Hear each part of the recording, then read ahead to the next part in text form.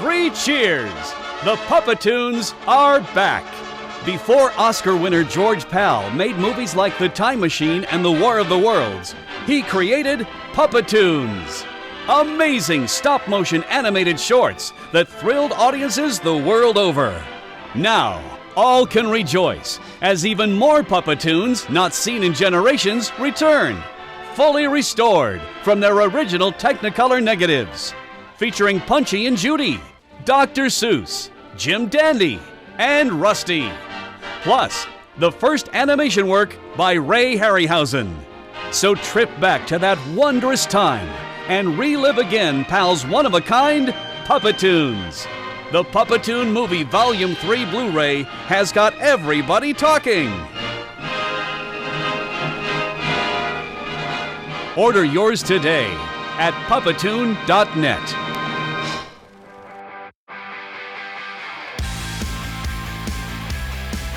Hello and welcome to The Extras, where we take you behind the scenes of your favorite TV shows, movies, and animation. And they're released on digital, DVD, Blu-ray, and 4K, or your favorite streaming site. I'm Tim Millard, your host.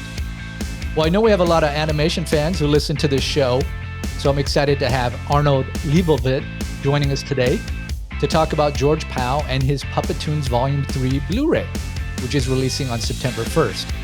Arnold, it's good to finally get you on the podcast.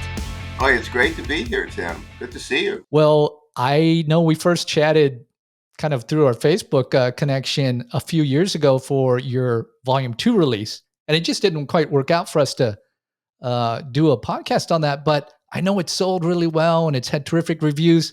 And so when you reached out to me about this Volume 3, I was like, I'm so glad you did that because like, okay, we kind of missed that opportunity, but you know, it's on physical media. So even though we'll be talking about Volume 3, want to let the fans know there's a Volume 2 out there as well.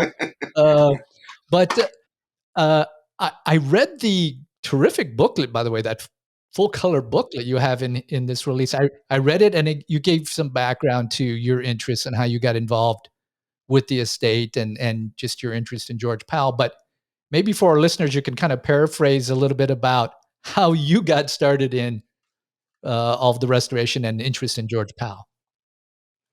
Well, it really didn't just start with restoration in the beginning. I mean, it was really an accident. I was working on a monster film, a Jaws on Land movie called The Descendants.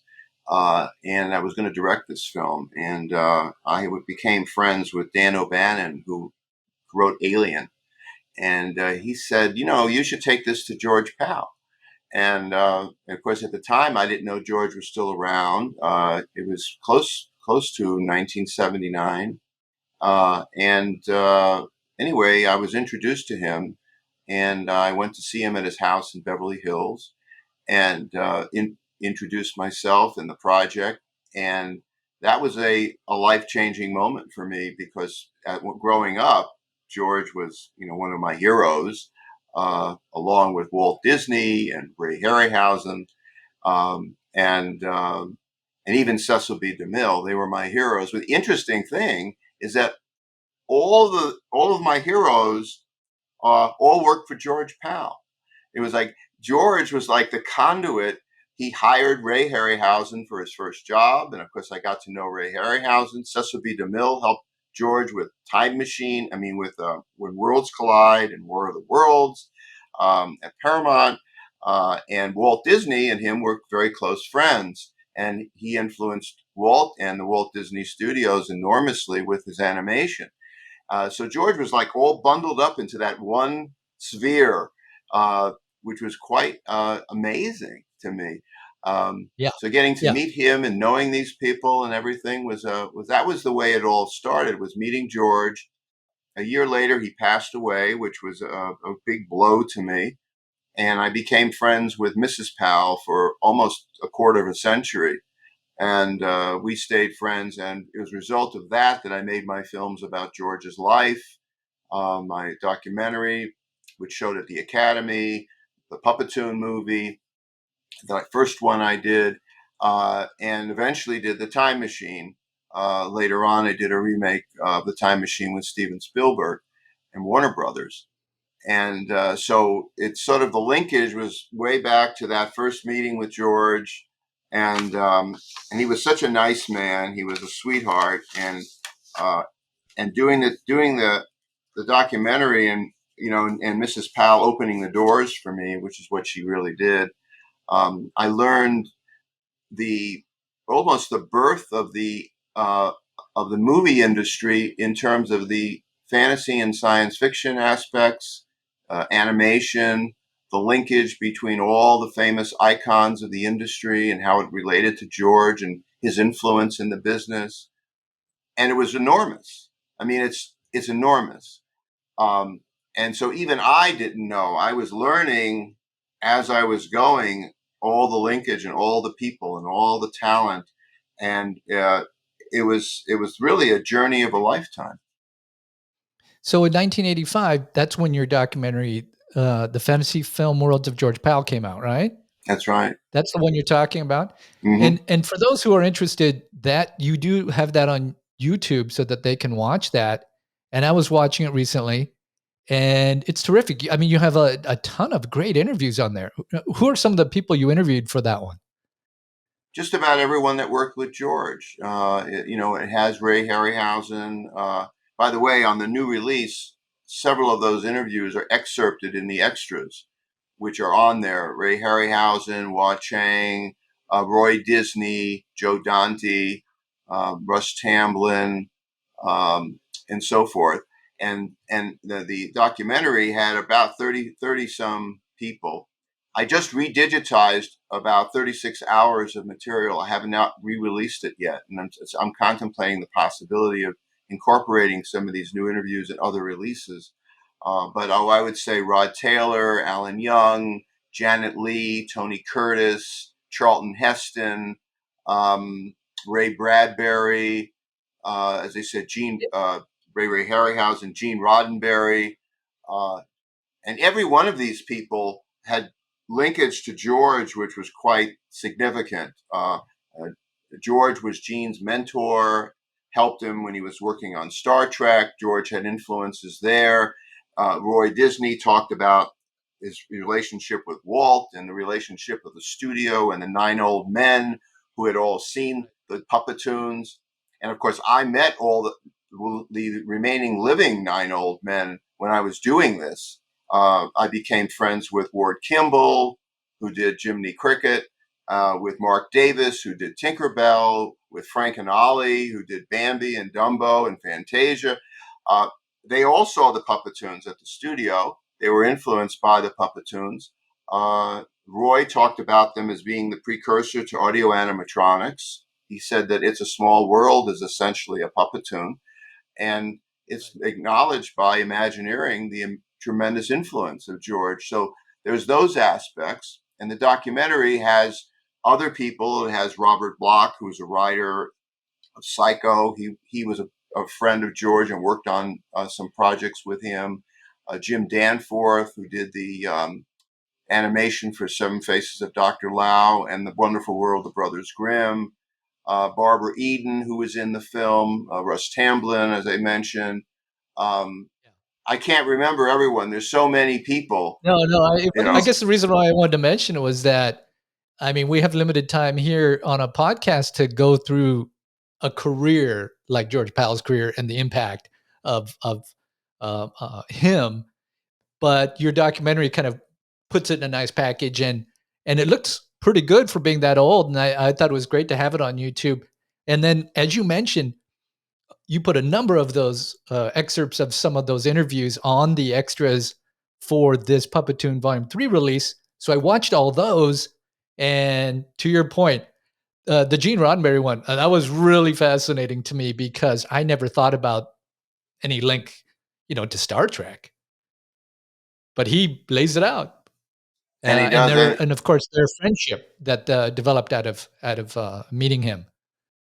They've had a lot in common because George had a lot of tribulations, ups and downs in his career, and Gene did the same. He had ups and downs, and he kind of related on those levels.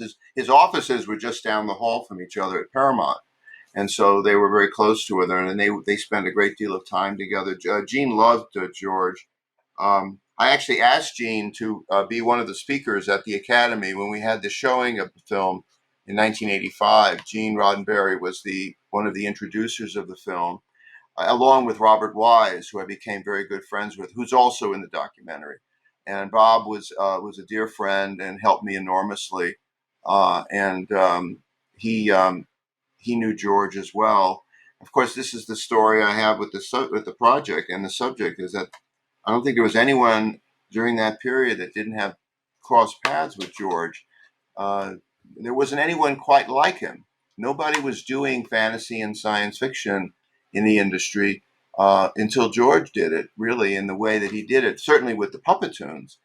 No one had been able to set up a stop motion animation studio facility until George came over from Europe and set up the PUPPETOONs in the 1940s. And he was the only one doing it.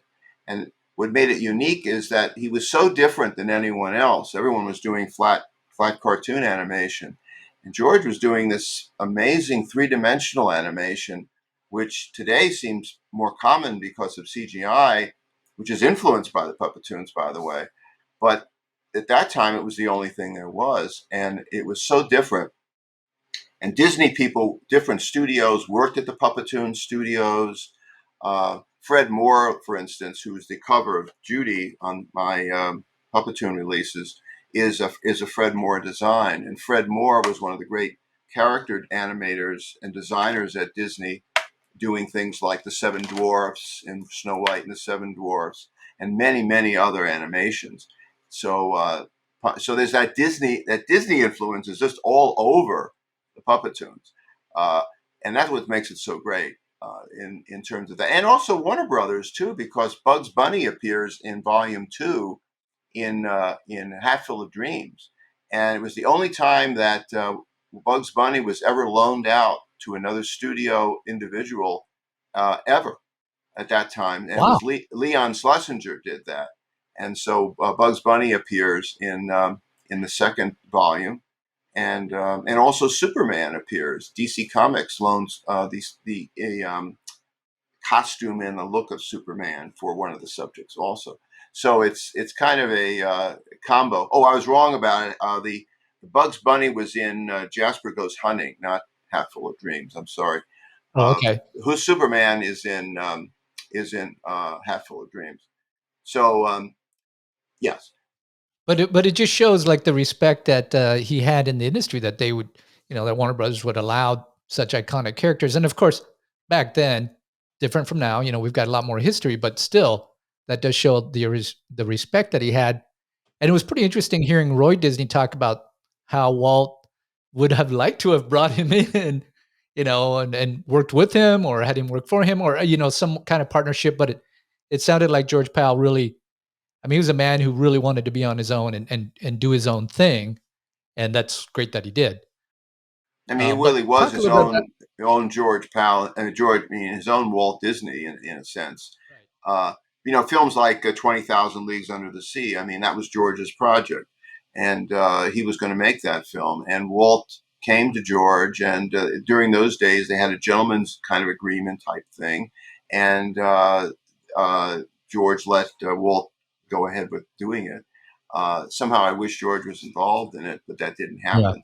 But in any case, there wasn't anybody making these kinds of films. I mean, George was really the Steven Spielberg of his day.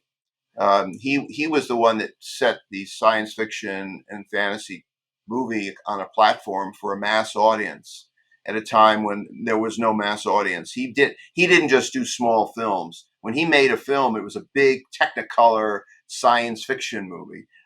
When worlds collide, they weren't making Technicolor movies in science fiction. They were making black and white monster bug movies, And here along, George is making, with the help of Cecil B. DeMille, he did a film like War of the Worlds or When Worlds Collide, which had great scope and character and Technicolor and in stereo. I mean, he was doing it in a really big way. And so he made a big impression in the industry, and everyone has been influenced by it. And that's what got me involved with Steven Spielberg and George Lucas and everyone else, because they were all influenced by George Pal. So it was relatively easy for me because George was sort of the magic word. I mean, I always use that expression, the magic two words was George Powell. It opened the doors because everyone loved him and respected him. Well, that's kind of the sci-fi influence, which he did kind of in the era, if you were to break down his career, kind of after the Puppetoons, right? Let's go That's right. back for a second to the Puppetoons. Were those George Powell created in his studio in Europe before he came to the States, right? Yes, that's true. He was actually making Puppetoons for 20 years before he ever made a feature film. Right. He started out in Hungary. He was born in Hungary. He was born to an actor's family, but he didn't want to be an actor. He says he didn't want anything to do with the stage. Believe me, the stage had a lot to do with George. He was the greatest showman of them all. But that's what he says.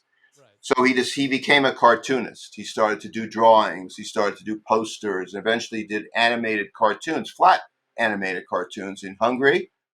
And he met his wife Joka there, and then they moved to Germany.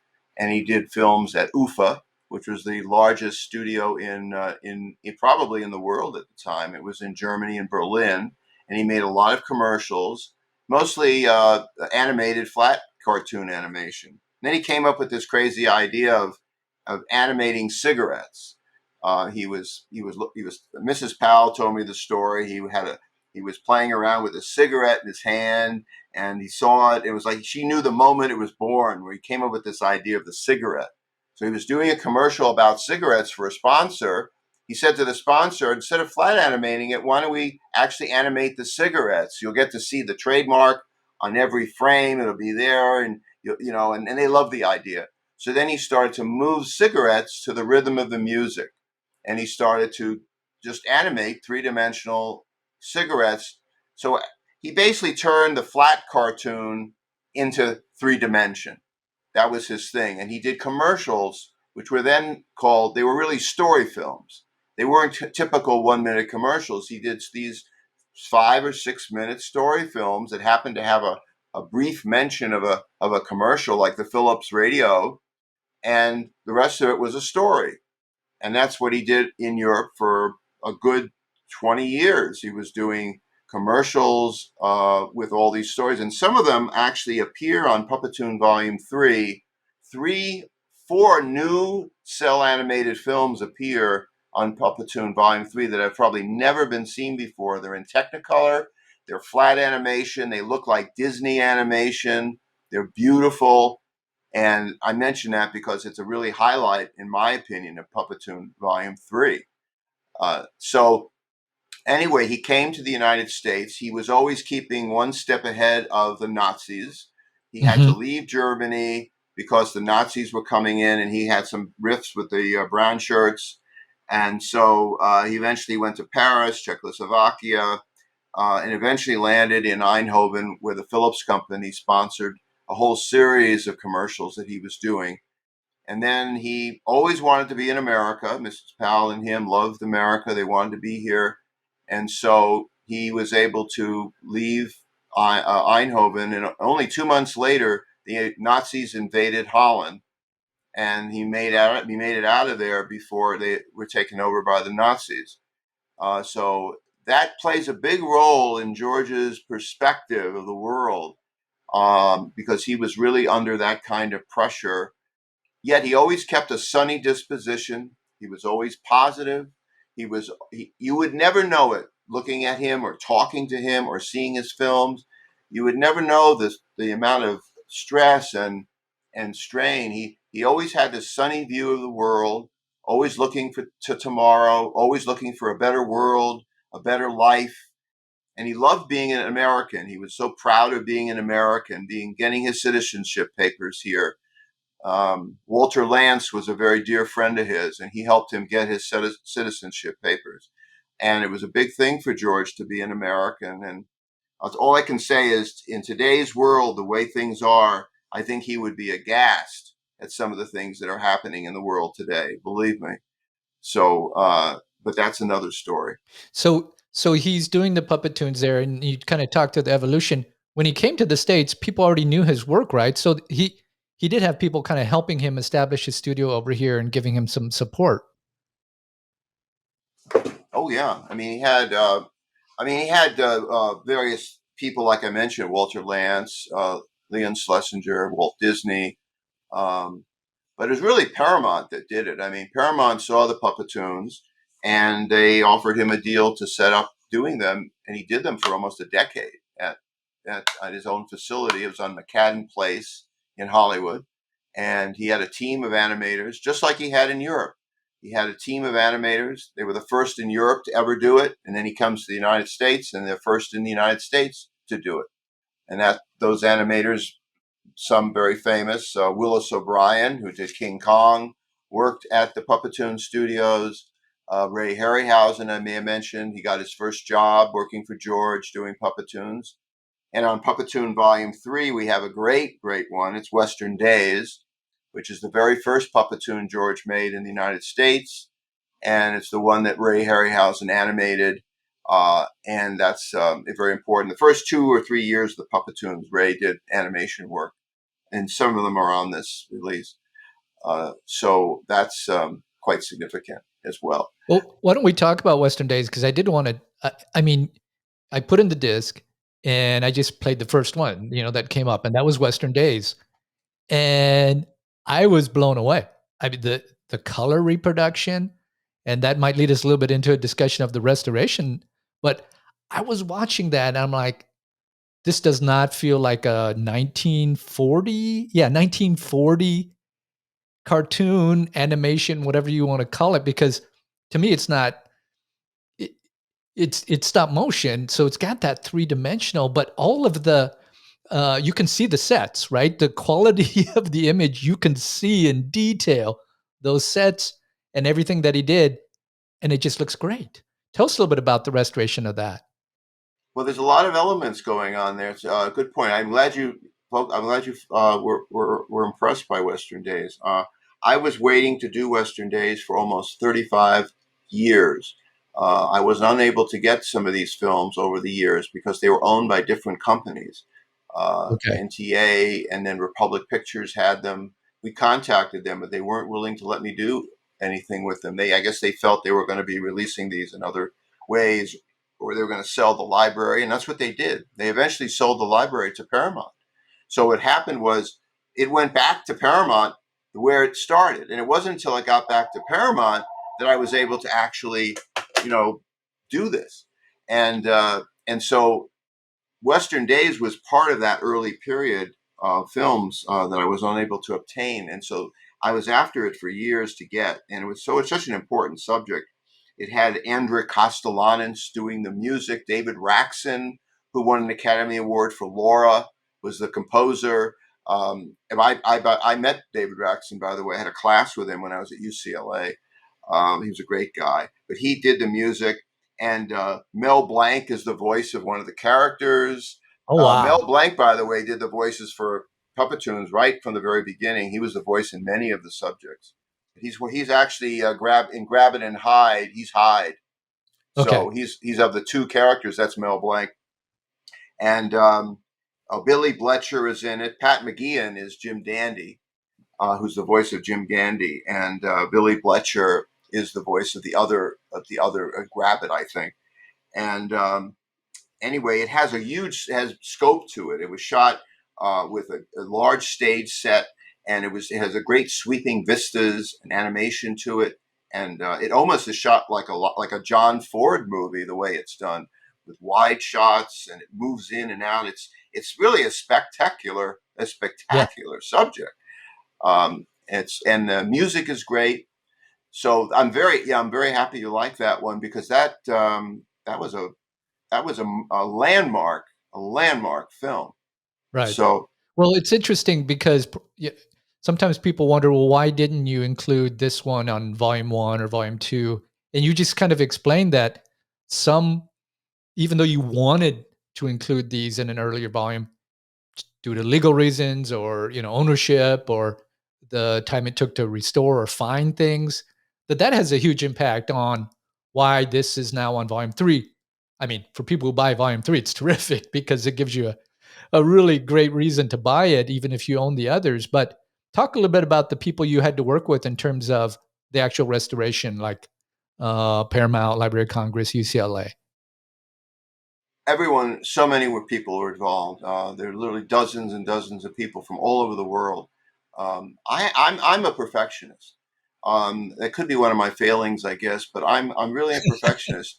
I wanted it to be the best it could possibly be. Number one, I was dealing with the source material of successive negatives. These are the successive negatives. The original negatives, thank God, still exist on the Puppetoons. Which is amazing unto itself. Very rare that cartoons have this kind of integrity. And those successive negatives existed. Paramount had them, which were handed down, and we were able to access those. 4K preservations were made, and then we were able to restore from the 4K. So seeing a successive negative Puppetoon is like something you've never seen before. It's unlike anything that people have ever seen the few times they've been able to see Puppetoons, which they weren't widely exhibited in recent years. Just to see them, one commentator said to me, it's like Technicolor, it's Technicolor in 3D. He said it's almost like watching a 3D film in 2D. It says, he was to him, that's how he viewed it. He couldn't believe the Technicolor is so vivid, and it's so three-dimensional, Right. and clear. Everything is so clear. It's almost like it was shot yesterday. It's I so agree. unbelievable. That's why I got to ask you about this one, because I mean, it hits you right off the bat, and I'm kind of new to this Puppetoon world. And so when I saw it, I mean, I did not expect that kind of three-dimensional element that you just mentioned, and how vibrant the colors were. Well, Technicolor was an amazing process, and I think your viewers and listeners should know how this happened. I'll get to that, and I'll get back to some of these in a minute in the restoration. The Puppetoons are done in a unique way. They use a system that Pal developed called the replacement figure puppet. What that means is that for every frame of film, a new puppet or puppet part is replaced in that frame. It isn't like an armature, like in King Kong, where they have a single armature puppet that is animated by the animator. In the Puppetoons, every frame is a new puppet head, body, leg. So you'd have, say, 100 different heads, 100 different arms, 100 different legs, eyeballs, and on every frame they would have to be replaced one frame at a time. So there were thousands of puppets made for a typical Puppetoon. There could be up to 5,000 individual wood, either hand or wood lathed, carved, machine lathed, carved puppet part or puppet. Then they had to be shot. So you had something like, because of Technicolor required a lot of light, and it was a beautiful process. The dye process is unsurpassable, and the puppet would be put in place, that part, and it would be shot, and it would take a full minute to expose one frame of film because of the light and because of Technicolor, but also because you had to do three colors. You had to do a red, a blue, and a green. So every frame of the Puppetoon took 3 full minutes to expose. So in a single day, you were lucky to get 16 seconds of animation, and there were 12 to 15,000 frames in a typical Puppetoon. Wow. So it took literally 6 to 8 months to do a typical Puppetoon because of this incredible labor-intensive process. It's unheard of. Right. But because he did it this way, it gives a stylized look and a reality that is not comparable to any armature type of animation you see, because everything was preconceived, pre-designed, and pre-constructed. Like, it's almost like arithmetic. It's like everything was done to a science, and those parts were replaced. And it's amazing that they were able to create them so perfectly, to be able to blend together. So the character lived. He basically lived. He was brought to life with nothing but pieces of wood that were series together. It's incredible. Yeah. So that's Yeah. a big part of it. Yeah, I was watching some of the extras, and people were talking a little bit about that. So I was piecing some of that together in your documentary as well, of just the how labor intensive it was, how long it took, and then how George Pal, his background as an architect, he really every morning he had this. Actually, I guess they were talking about the night before they would set up what was going to happen in the morning, because once they hit the ground running, they needed to be sure they got everything and didn't miss a step in the change out of the face expression, the mouth vocalization, all that stuff. I mean, it is a lot like math, I guess, in that sense, or even computers in a sense, but done by humans. And the influence was great because the only film that was done that equals that, or you got close to, was influence, I should say, was Nightmare Before Christmas. And I was there on the set when they did it, and my friends animated it, and I was there and I watched them do it. That they used the replacement figure puppet for Nightmare, which was what gives it the reality it has. That illusion of reality, because the puppets are replacement heads. Each head is a separate head in Nightmare. There aren't any other subjects that have done that, films that have done that. The PUPPETOONs were the influence for Nightmare Before Christmas because I know I was there. The animators all watched it. They told me when they saw the PUPPETOON movie. So there was a great influence on that particular film. There were a couple others I did want to talk about. One was Bravo, Mr. Strauss from 1943. I was watching that, and the combination of the 3D animation, the uh, messaging, which is very anti-war, and then the music. It was it's a terrific one. Maybe you could tell us a little bit of background on that one. Well, for George, Holland was invaded by the Nazis, and it was deeply hurtful to him because a lot of his friends, people he knew, were either taken prisoners, some were killed. The country was overridden; things were destroyed by the Nazis. That's what the World War II was about. And so these were anti-war films, and he made three of them. Bravo, Mr. Strauss was one of three where the Screwball Army is featured, which are the Nazi parody of the Nazis. He called them the Screwballs. It was very, very smart and very clever use of parody. And the Screwball Armies are featured in Bravo, Mr. Strauss, Tulips Shall Grow, and Rhythm in the Ranks. Rhythm in the Ranks was one of the Academy Award nominated films, and that appears on this disc as well. Tulip Shall Grow is in my PUPPETOON movie, and they all feature the Screwballs. In this case, it's Mr. Strauss. Mr. Strauss was a symbol, according to George, of the will of the people of Europe to defeat Hitler. That's what Mr. Strauss represents, and he uses his violin almost like a Pied Piper. It Right. leads the Screwball Army into the Danube River, and they all, like lemmings, into the river like the rats in Pied Piper, and they're all destroyed.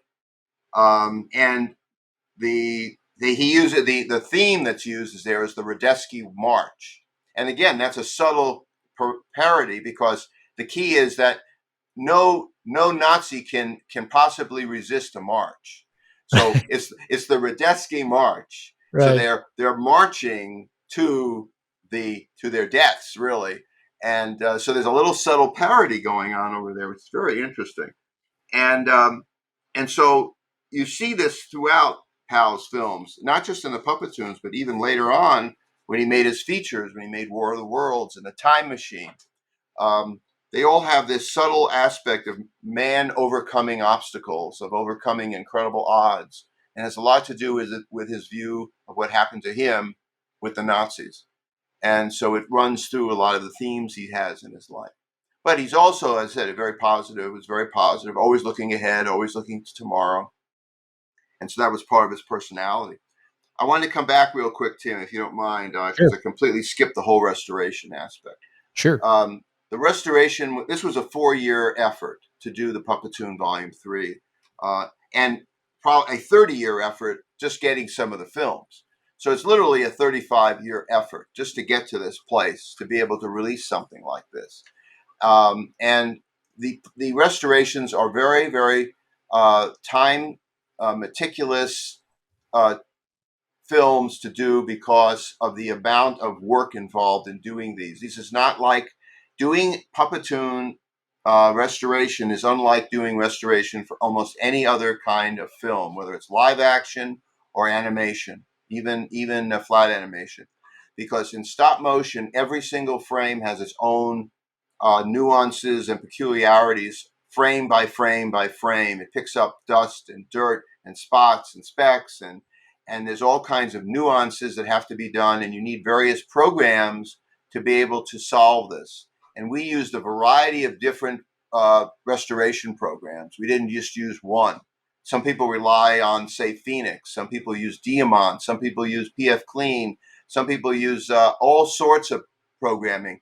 And we used whatever was necessary to accomplish or overcome a particular artifact or nuance, because we couldn't rely on just one program to do it. And the same thing applied to the grading of the film. After you're done cleaning, which could take, let's say could take 6 weeks or 8 weeks just to clean a Puppetoon, just to clean it, because it's so meticulous. It has to be done frame by frame. You can't use auto clean. You can't just run through it in auto clean, because you can actually erase pieces of the puppet. You can erase the eyeballs or the hands. You have to go very slowly, frame by frame, very meticulous to clean it. And in the grading process, I was very, very particular about that. I wanted a professional grader to do this. And I hired a professional grader, one of the greatest. His name is Joey. He's with DC Color. He's a very busy guy. He does a lot of features. He is a 20-year consummate professional in this field, and he teaches restoration to the world with Dolby Vision and other forms of platforms and workflows. And he was the supervisor helping me on this. I also had a fellow down in Peru. His name was Fabio Bedoya, who was a young kid, but he is terrific, and he has been helping me straight through this. And I reached out to people in other countries because the work ethic of doing restoration is a real, very specific talent, and it requires a dedication that people in this country don't necessarily always have, or maybe they don't have the luxury to have. And there's also a cost factor as well. And so because the work ethic is different in foreign countries and it's more of a cottage industry, I was able to go to South America, to England, to Indonesia, to all sorts of places to be able to accomplish this, including the United States. So this was a world effort. This was a world effort. And we would redo a subject several times. I mean, I'd get a subject back, we'd get it in pieces, and we'd have to go back and redo things, or just take time.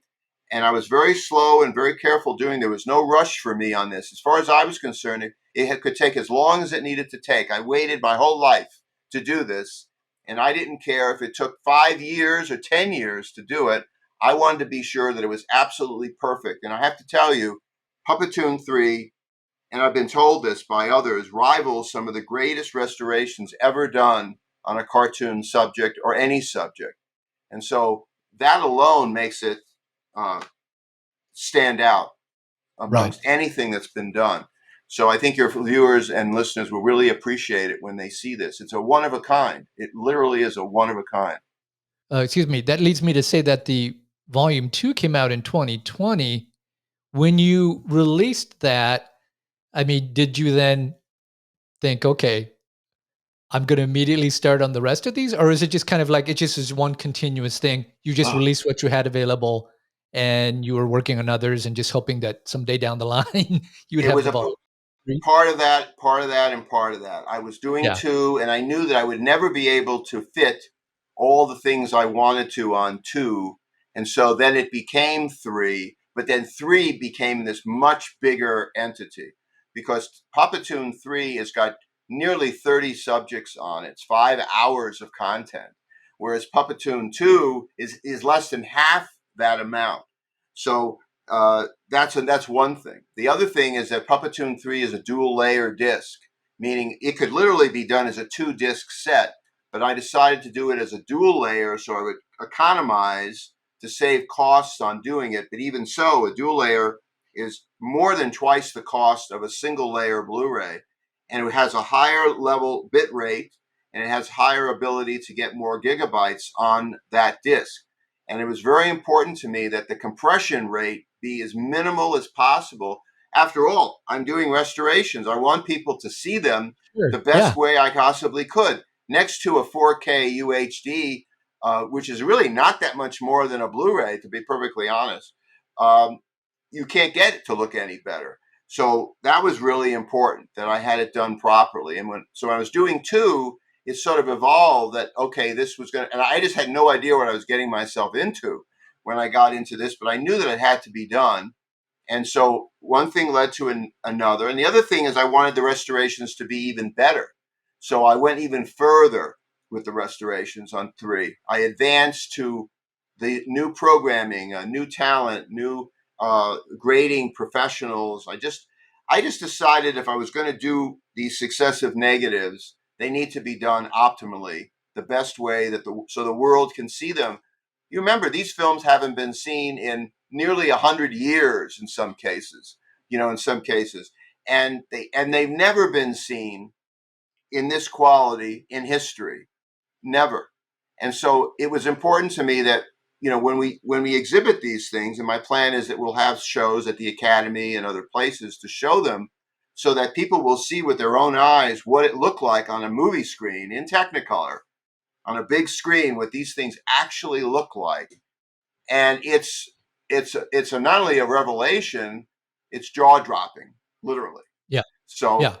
that's really why I spent the time to do it, because I know how important these are, and they are important to a lot of people. And so I wanted to make them as good as I possibly could. And so that's how I And did this. And if I'm hearing you right, it's not like, hey, we just restored these. We released them previously on VHS or DVD, and we restored them now, and you can now buy them on Blu-ray. We're talking about these were not even available. This is the first time you're seeing these, and you're getting this kind of image quality and restoration. Am I right? That's right. That's the first time they will have been seen in history, except for Huh. there were 7 PUPPETOONs that were on volume 1 that are on this. I was never happy with that restoration. I wasn't involved in that restoration. It was done by another company. And I was never happy with the quality. And we decided to upgrade the resolution, to go back to the original negatives. Paramount helped me do that. And we did them in the current technology.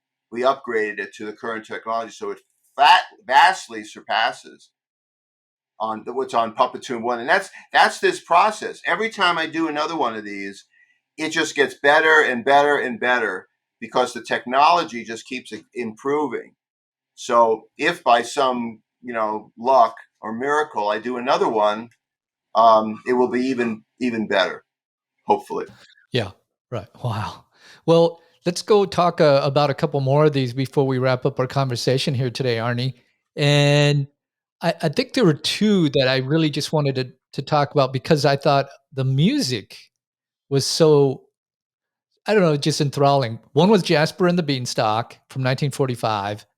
And while we all know the story that, roughly it's based on, I love that music with Peggy Lee as the harp. And then the other one was Date with Duke from 1947, where it's basically, this must be a very early example of live action and animation together, because you got Duke Ellington live playing, and then you've got the PUPPETOONs.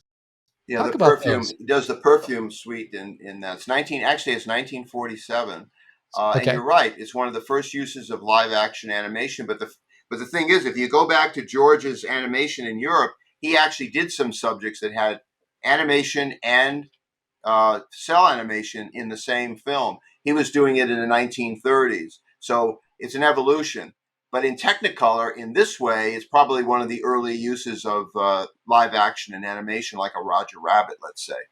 And that's what he was really. And even when Bugs Bunny was in it, Bugs Bunny was cell animated, and you had puppet animation next to a cell animated character. That Robert McKimson did the animation for Bugs, the greatest Bugs animator. He did the animation in Jasper Goes Hunting.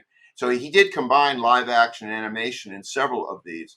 So you have that element. The use of music. Well, that's a big subject, Tim. Yeah. George really understood music. Um, it's been toyed around, and even as of today, the idea of doing new Puppetoons, like doing a new Puppetoon movie today. You could say, well, Toy Story is a Puppetoon movie. You could say anything being done today is really a Puppetoon because it's all influenced by George. But doing a real new Puppetoon, what would it incorporate? Well, music is one of the key elements of the Puppetoon. Music. George understood music, and he used it to great advantage. He had big band sounds. He had jazz. He had orchestral music. He really understood music. He was like a Stanley Kubrick in that respect. He really understood the use of music and how it implements into a story or into a general theme.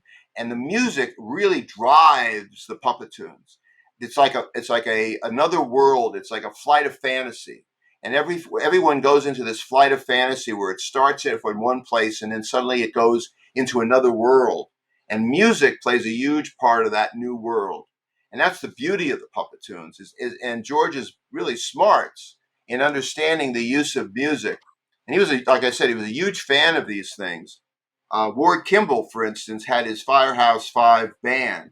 And when he met with George, George didn't want to talk about animation. The two of them only wanted to talk about jazz and jazz music because George was so interested in jazz, and so was Ward in music. You see, music played a big part of it, and the same thing with Walt Disney's films. You see a lot of the Sure. films. Music plays a Right. huge part of how these films really played out. And a lot of the composers that worked for George worked for Walt Disney. The biggest example would be Lee Harleen, for instance, who did the music in, let's see, was it Snow White? Lee Harleen was one of the great. He did music for George in the Seven Faces of Dr. Lao. People that were in this field of fantasy, there were just certain composers, certain pieces of music, and George tapped into these people.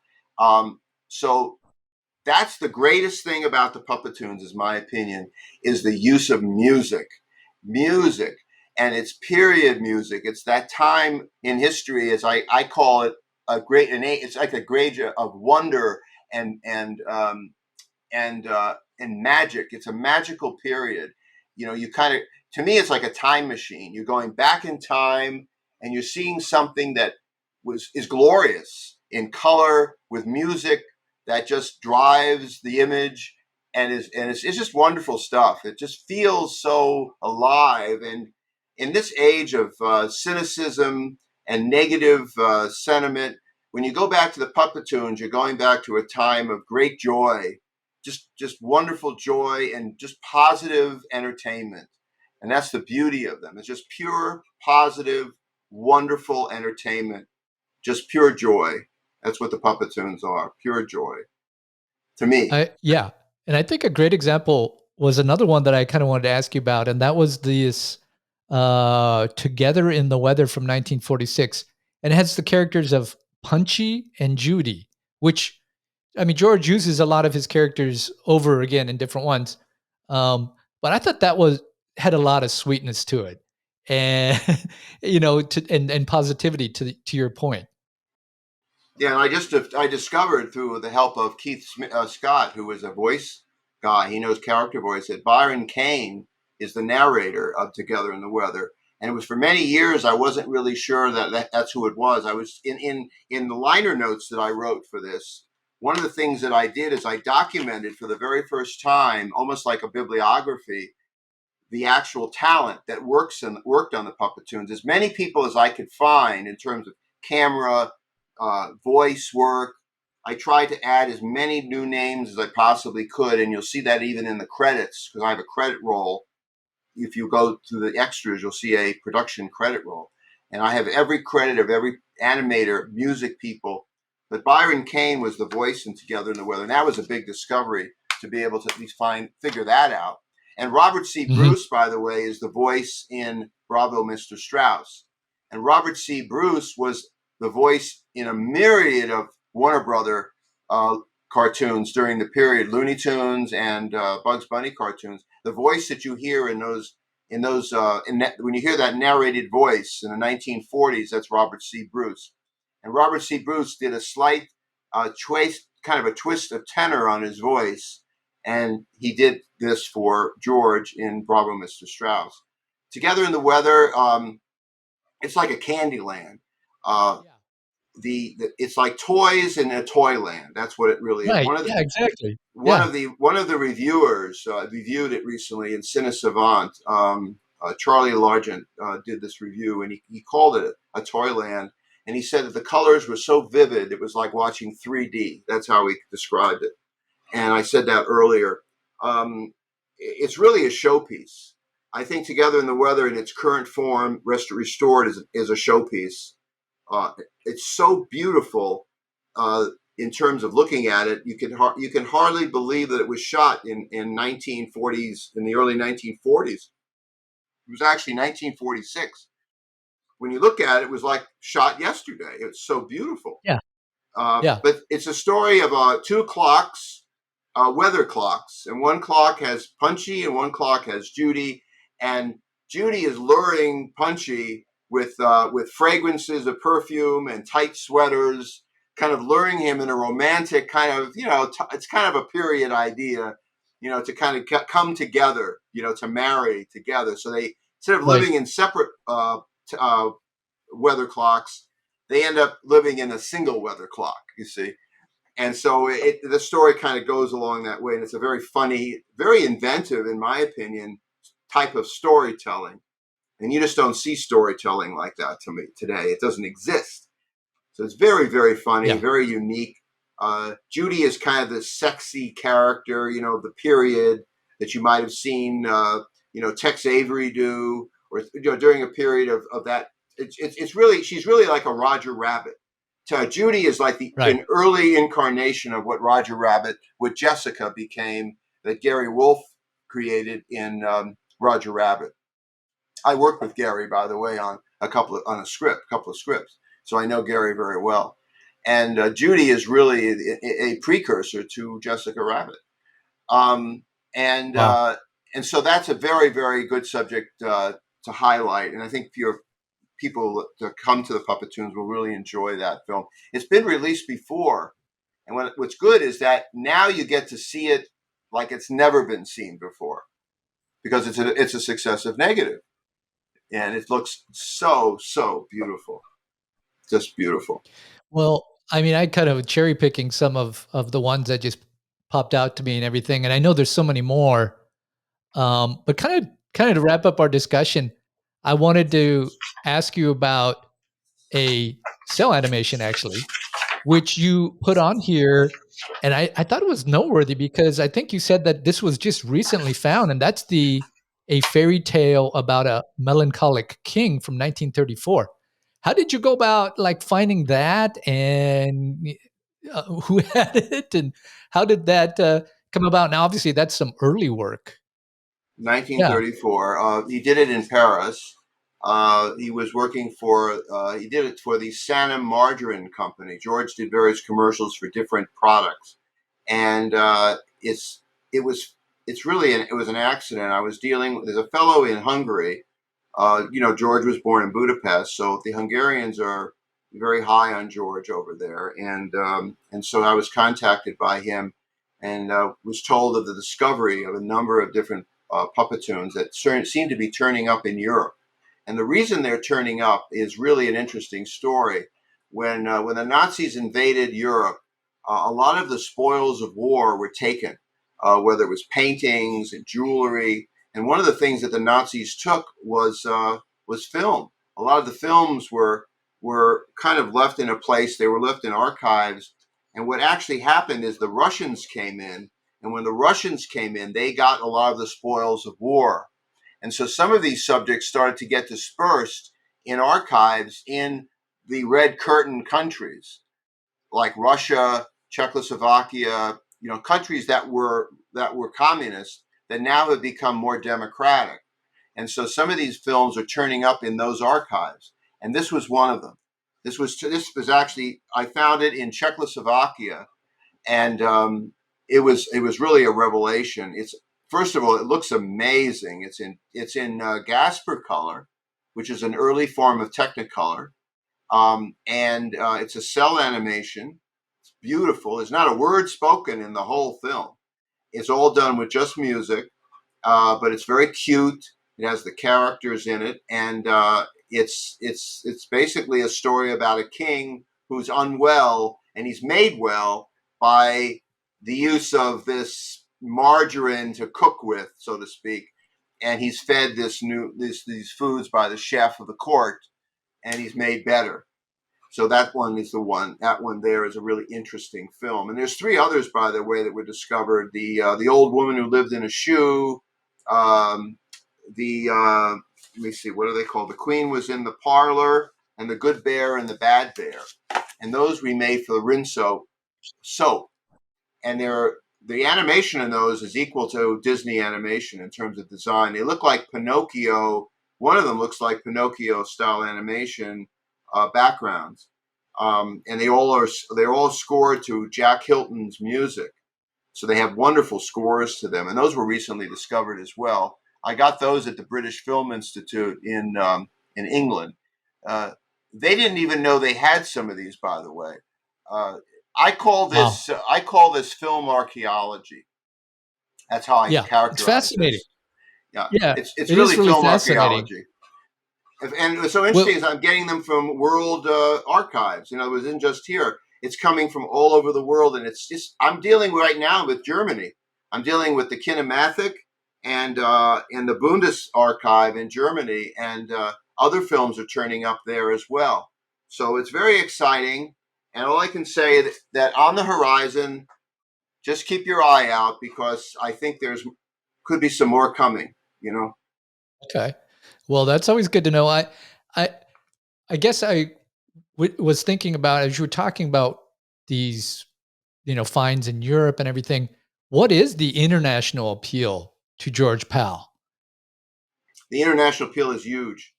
George was a European. He was Hungarian. He was known in Europe as the Walt Disney of Europe before he ever came to the United States. When he was making these films, they were shown in movie theaters just like commercials are shown on television today.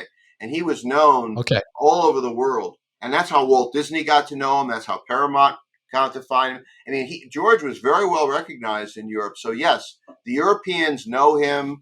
I'm working with a fellow now that's writing a book on the PUPPETOONs. He's in England. He's been working on it for many years. And hopefully that book will come out next year and will be a tie-in to show PUPPETOONs as well. And he's a European, and so he has access to a lot of the European sources there. But yes, George is very well known in England, in the Netherlands, in France, in Germany, certainly now in Czechoslovakia. So yeah, definitely has an international appeal. And the disc, by the way, is a region-free. It's a region-free disc. I was going to ask you that. Okay, it is region-free. Yes. And as far as I can tell, you need to go to puppetoon.net to order this volume 3, correct? It's not available anywhere else. No, I kept it exclusive. I generally try to do that. One of the main reasons I need to do it is I need to recoup the expenses, which are enormous. Yes, right. And so for the shipping, are you able to do the shipping then to? We have a lot of listeners on this podcast from the UK, Europe, of course, and then also Australia. Are they able to get shipping? Yeah, they get shipping. It's added shipping. It's customary shipping costs, whatever it is. It's usually under $20. Generally, it's under $20. It's around $14 or $15 for Canada, and it's around $20 for Australia, for England, for France, Norway, Sweden, Germany. So it's an additional $20. But yes, they can do that. And they can also get PUPPETOON 2 as well, which I still have some left. And I'm selling out of those. But I did this deliberately without bringing it on Amazon right away. I do this because I want to keep it exclusive.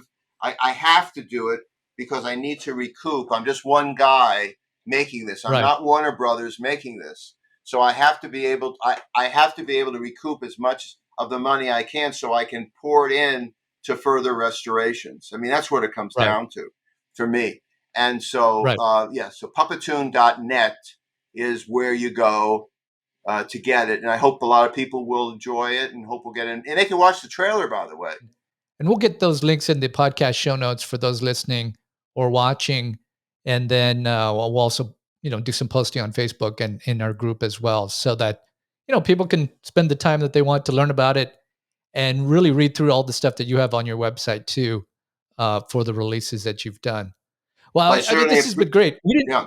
We didn't even talk about the 500 Hats of Bartholomew Cubbins, which that's Dr. Seuss. I think it's the very first Dr. Seuss was a Warner Brothers. It was about the elephant that sat on the egg. I forget the name of it. Your listeners will know.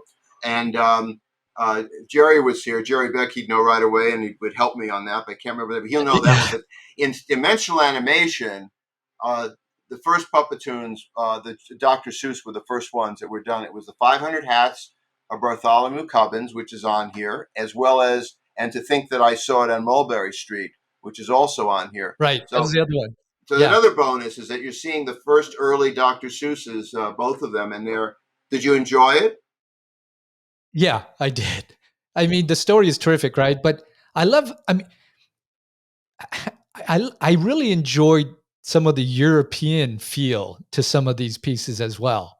Our family lived in Europe for a little bit, and I don't know, it felt very old school, and it was terrific.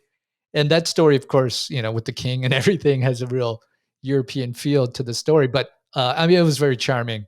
There's a wonderful sensibility that these have that makes them unlike anything else that you would see. They're just so unique because they have a feel. It's as I said, it's a time and a place and a sensibility of another era. But they live today and they work today, which I think is very interesting. Here we are, 80, 90, 100 years later, and we're still watching them, and they're still being enjoyed as they were when they originally were seen. And by the way, they were big hits. When these films came out in the 1940s, I should tell you, they were big hits. I talked to people who saw them. I have friends of mine whose parents, who now passed away, but when they were alive, they told me that they saw these Puppetoons in the movie theaters in the 1940s, and they were a big hit. People saw them and really looked forward to them. They're watching some musical or Western or some black and white movie, and here comes this Technicolor Puppetoon on the screen in 3D, no less. And it was a big, big deal to people who had never seen anything like this before. And George was able to bring that to the American population to see that in a theater. And people talk about it. Today, I still have letters of correspondence from people, when they're no longer alive, but they told me just seeing those Puppetoons when they were younger in movie theaters in the 1940s were life-changing for them. Believe it or not, even at that time, they were life-changing for those people that saw it when they first came out. And here we get to see them again, beautifully restored. It's like a miracle. It's a miracle. So I hope everyone will enjoy it. I hope everyone will come to enjoy this and take the time to really take your time and watch these. Watch them. The way to watch these Puppetoons is watch them one at a time and really take them in.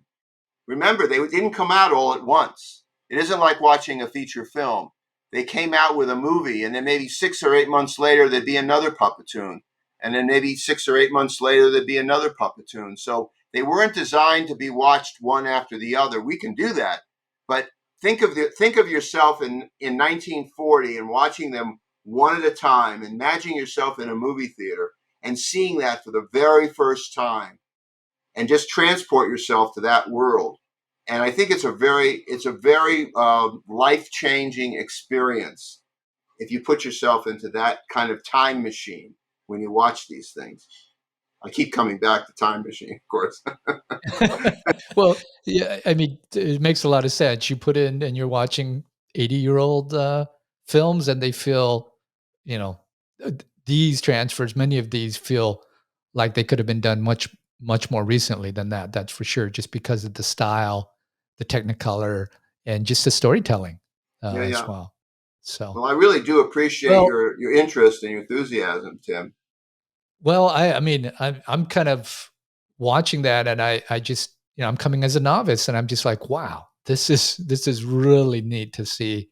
It's a great, it's a great disc you put together, and that's what we talk about on this podcast. And so it's highly recommended. And I appreciate you coming on and explaining, some of the stories behind it, because to me that always adds a lot. And I think that's why people probably will enjoy the booklet that you include in there with this. I don't know, what is that, a 20-page booklet 20 or page. something? It's like the It maximum. is, yeah. And those are not cheap to make. They And are. but Oh, and but I should add, because by the way, Jim Titus did the graphics for me. I must mention Jim. Jim is one of the leading graphic designers in the business. He does a lot of work he did E.T. recently, Jurassic Park. He did Superman. He does a lot of the big feature films for Spielberg and Lucas. And the reason he did this, because he's not inexpensive. He did it as a favor at a much reduced rate for me, because when he was growing up, his father was a huge George Powell fan. And the Time Machine for his father, like for me, seeing the Time Machine, which we didn't even talk about, was a life-changing moment. And so he was a kid, and his father was talking to him about George Powell and the Time Machine and everything. So that's the reason he was interested in this, is because of the iconic nature of how it influenced his father, and how it now is a part of him. So I just mentioned Jim because he's a great graphic artist. He's really one of the great graphic artists. So I'm very, very lucky. well, Lucky. yeah, I mean, I worked at the studio and I saw your packaging, your key art there, and I saw this booklet, and I was like, wow, that is studio level or better. The You look at the cover, that's got such a terrific three-dimensional look just to that cover, and that's also the cover of the booklet. So kudos to him, and I'm glad you know, he brought his talents to you. And it's great when people who are in the industry bring their talents, and they know, hey, look, this is not the studio, this is just you, and they're willing to help out, because it really makes this a great disc for collectors to have on their shelf and be very proud of how it looks as well. And I know people are like, it's all about the film, and that's true. But when you enjoy collecting, the packaging does add a lot, and great artwork always adds a lot. Yeah. So I'm indebted to Jim and so many people that helped me on this, that worked on this. The amount of effort that was put in. I'm just so much gratitude I have for so many people. I don't know what to say, but it would never be possible without a team of there's got to be 100 people easily that have worked on this over the 4 years. And the Puppetoons, the great thing about it is at least this is something new. In other words, we've seen his feature films, they've come out, but the Puppetoons stand alone, in my opinion, and many, as some of the greatest works of animation in the history of animation. And so they have a place unto themselves. And in my view, it could be George's greatest work. The Puppetoons could be George's greatest achievement in his whole career.